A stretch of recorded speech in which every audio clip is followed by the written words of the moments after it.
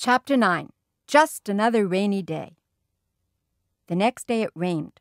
My father asked me how I'd like to go to the movies. Just me? I asked. No, all three of us, he said. Fudge is very young to go, I said. Don't you think so? Maybe, but I can't think of anything else to do with him, and that will take up a few hours. You could give him some socks, I suggested. You know how he loves to play with your socks. Socks won't last the whole afternoon, my father said. That's why I thought of the movies. What'll we see, Dad? My father checked his New York magazine. A Bear's Life is playing in the neighborhood. How does that sound? What's it about? I asked. A Bear's Life, I guess, my father said. It's rated G. I was thinking of a good Western with lots of action, or else a picture rated R where you can't get in if you're under 17 unless you're with your parents. But my father had made up his mind. A Bear's Life it was. I suggested that my father get Fudge cleaned up, because by then he was looking kind of messy. I don't think my father even put him into his pajamas last night. He's been wearing the same polo shirt ever since my mother left yesterday morning. By 1 o'clock we were ready to go. All three of us wore our raincoats and rubbers, and my father took his big black umbrella. One thing about New York, it's hard to get a cab when it's raining, but the movie theater wasn't very far away. My father said the walk would do us all good. There were a lot of puddles. It was really pouring. I like to walk in the rain, especially if it isn't too cold out. It feels nice when it wets your face. I jumped over the puddles. My father avoided them too, but not Fudge. He jumped right into every one and splashed around like a little duck. By the time we got to the movie theater, the bottoms of his pants were soaked. My father took him into the men's room. He stuffed a bunch of paper towels up each pant leg so Fudge wouldn't have to sit around wet. At first, Fudge complained, but when my father bought him a big box of popcorn, he forgot about his stuffed pants. Right after we got settled in our seats, a big boy sat down in front of Fudge, so we had to change seats with my father. Now he was on the aisle. I was in the middle, and my father was on the other side. When the lights dimmed, Fudge said, "Ooh, dark." I told him, "Be quiet. You can't talk in the movies." "Okay, Peter," he said. That's when he started throwing his popcorn. At first I didn't notice, but I wondered why the people in front of us were turning around every second. Then I heard Fudge whisper, "Pow, pow, pow," and I saw him throw a handful of popcorn. I poked my father. "He's throwing his popcorn," I whispered. My father reached across me and tapped Fudge on the leg. "If you throw one more piece, I'm going to take it away from you." "No throw," Fudge said very loud. "Shh," the people in front of us said. "Shh," Fudge said back to them. "You see," I told my father, "he's too young for the movies. He doesn't understand." But from the moment the first bear came on the screen, Fudge sat still and watched. And after a while, I forgot all about him and concentrated on the movie. It was much better than I thought it would be. It showed all these bear cubs and how they live. I'm not sure when I realized Fudge was gone. I guess it was when I turned to ask him if he had any popcorn left. I had already finished mine and was still hungry. I was really surprised to see he wasn't there. I mean, 1 minute he was sitting right next to me, and the next minute he was gone. "Hey, Dad," I whispered to my father. "He's gone." "What?" my father said. "Fudge isn't in his seat." My father looked over. "Where did he go?" "I don't know. I just noticed he was gone." "Let me out, Peter. I'll find him." "Should I come too?" I asked. "No. You can sit here and watch the rest of the picture. He's probably wandering around by the candy counter." I stood up to let my father out. I wondered what my mother would think if she knew Fudge was lost in the movies. A few minutes later, the picture stopped, right in the middle of a scene. The soundtrack trailed off like a broken record. All the lights came on. The audience let out a groan. Some kids called, "Boo! Boo!" Then my father and 2 ushers and a man in a suit came over to me. "He was sitting right here," my father told them, pointing to the empty seat on the aisle. "Well, the man in the suit said. "We've checked the restrooms and the office. He's not behind the candy counter. We'll have to search the theater." He cupped his hands around his mouth and shouted, "Ladies and gentlemen, may I have your attention, please? We'll continue with our film in one moment, but first, we have to find a 3-year-old boy answering to the name of Fudge." Some people laughed when the man said his name. I guess Fudge does sound funny if you're not used to it. I thought, maybe he's been kidnapped. Oh, would my mother be mad? That crazy kid. You can't even take him to the movies. Then I thought, who'd want to kidnap him anyway? "What should I do, Dad?" I said. "Why don't you walk up and down this aisle and call him, Peter?" "Okay," I said. "Here, Fudge," I called, starting down my aisle. I sounded like I was calling a dog. "Come on out, Fudge." When I got down to the first row and called, "Here, Fudge," he popped out at me. He scared me so bad I yelled, "Oh!" "Hi, Peter," he said. "Hey, I found him," I called. I found him, here he is." Then I turned to my brother. "You dope, what are you doing way down here? And why are you sitting on the floor?"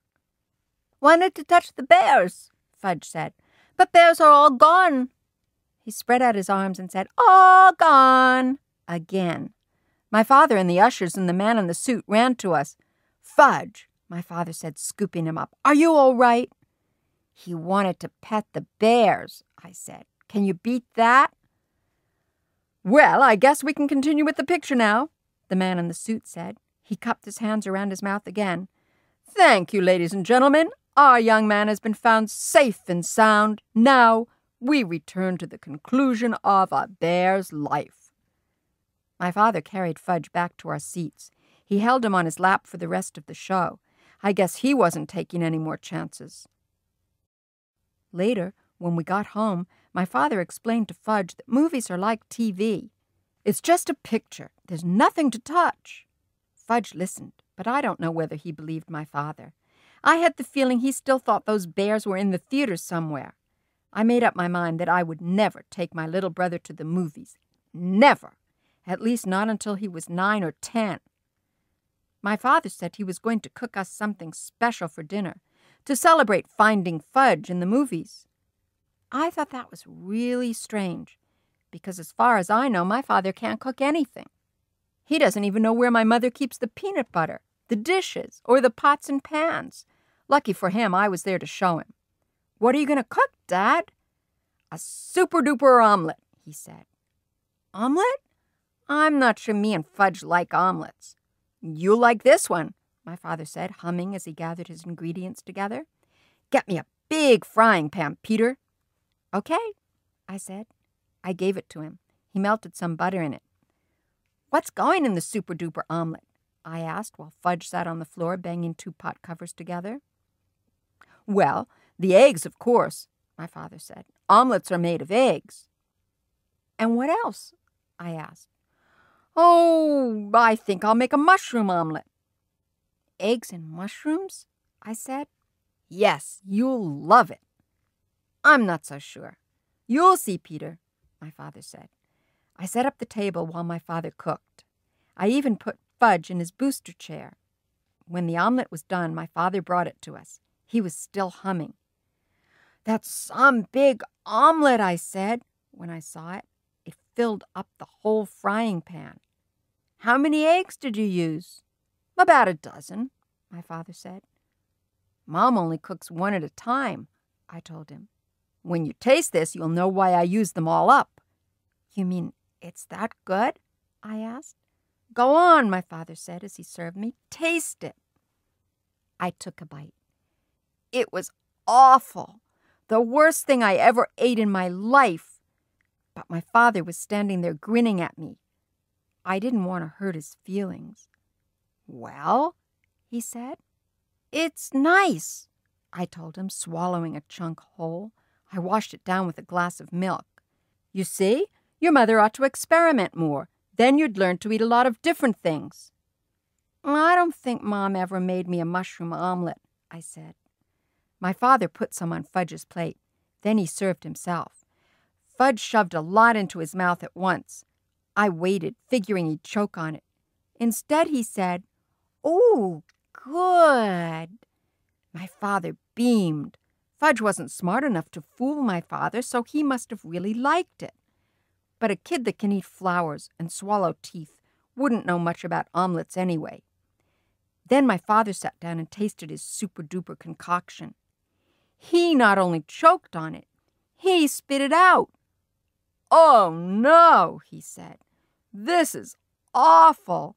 Something went wrong. Maybe the eggs are rotten." "Mom just bought them on Thursday," I said. "Maybe it's the mushrooms then," my father said. "Maybe it's how you cooked it," I suggested. My father jumped up from the table and threw the mushroom omelet into the garbage. Fudge started to cry. "Want more? More!" "No," my father told him, "it wasn't any good." Fudge screamed, "Eat it or wear it! Eat it or wear it!" He flung his spoon across the room. It hit my mother's favorite plant. The dirt spilled all over the kitchen floor. "Now you stop that!" my father yelled at Fudge. "I'm going to make us nice peanut butter sandwiches. Then you're going to have a bath. Your mommy's coming home tomorrow, and we're going to show her how well Daddy managed all by himself. Peter, where does your mother hide the peanut butter?" After supper, my father bathed Fudge. The only thing he decided not to do were the dishes. He stacked them in the sink and left them for my mother. On Sunday afternoon, we drove out to the airport to meet my mother's plane.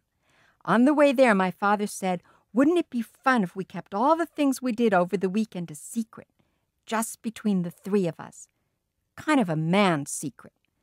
I agreed not to say a word, and my mother was so glad to see us that she didn't even mention the dirty dishes in the sink.